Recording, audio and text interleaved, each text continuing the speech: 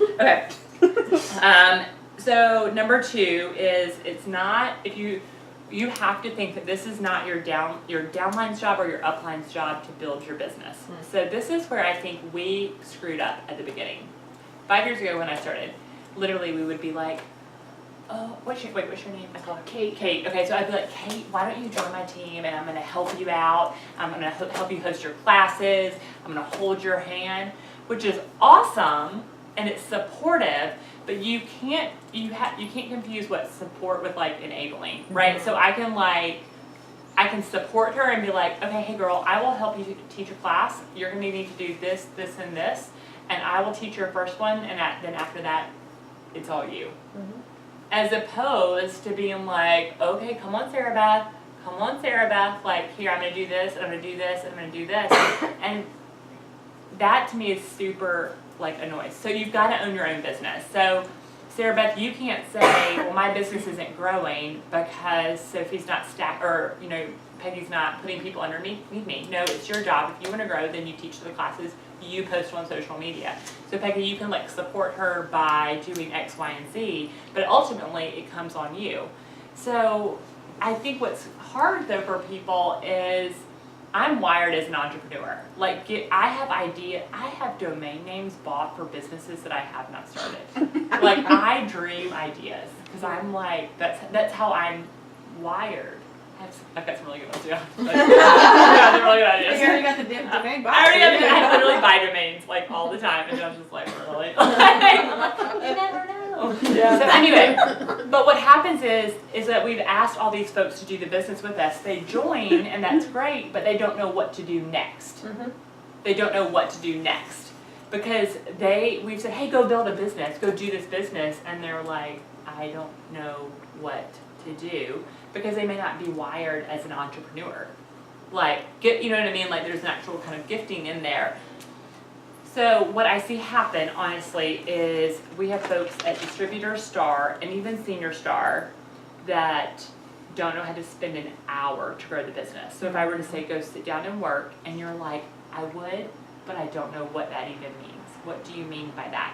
So what I feel like for those of you that are executive in Silver, when you have someone that's like Distributor Star, that you need to walk through what it means to build a business for an hour. So for example, if I were to do that, we were to sit down to work together, I would tell you to spend 5 to 10 minutes on social media. I think y'all are in Mary Lee's business group, right? Mm-hmm. So I would go to Mary Lee's group, and if you get so overwhelmed by the content, you know that Mary Lee is your leader, then you read what she has to say. Like if you're like, I can only take so much information, look at what your leader has to say, read it, process it, engage it, comment. That's it. Like you don't have to like engage all the things, right? Mm-hmm. Then maybe I would post on social media. And the best way to post on social media right now, honestly, is that you're going to be doing like an Insta story, which by the way, at PS, I think Insta story, are y'all? Mm-hmm. Okay. I think it's the dumbest thing. I think Insta stories is stupid. I'm like, who really cares what you're doing all day long? I think it's dumb, but it is what it is. So either way, you're posting on social media, and then you're done. And so as opposed to just sitting there like scrolling, you're just smart with your time. And then maybe you break out the next 50 minutes, right? Because that just took 10. Maybe you take that next like 50 minutes and you spend 15 minutes messaging folks that were interested in oils but have not purchased. Maybe you spend 15 minutes messaging people that are in your downline but have not ordered, and then maybe you spend 15 minutes doing class prep and setting up new classes. Do you see what I just did there?